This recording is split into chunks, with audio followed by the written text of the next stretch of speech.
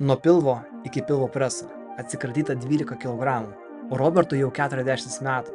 Ir kaip ir dauguma vyrų šiame amžiuje, jis galvojo, kad vienintelis sprendimas dar labiau mažinti kalorijas.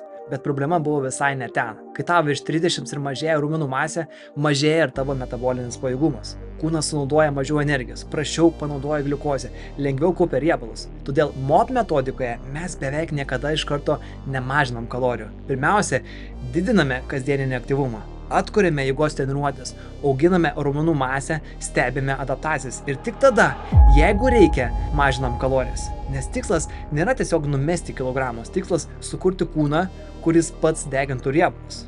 Kai atsiranda daugiau raumenų, gerėja energija, gerėja jautrumas insulinui, lengviau kontroliuoti svorį ir visa tai padeda palaikyti geresnį hormoninį foną bei geresnę gyvenimo kokybę ilgus metus. Todėl Roberto rezultatas nebuvo vien tik minus 12 kg. Jis tiesiog nustojo kovoti su savo metabolizmu. Jeigu ir tu jauti, kad darai viską, o svoris vis tiek nejuda, gal problema ne pastangose, ko gero problema strategijoje. Parašyk kitas lygis ir pradėsime dirbti su MOP metodika.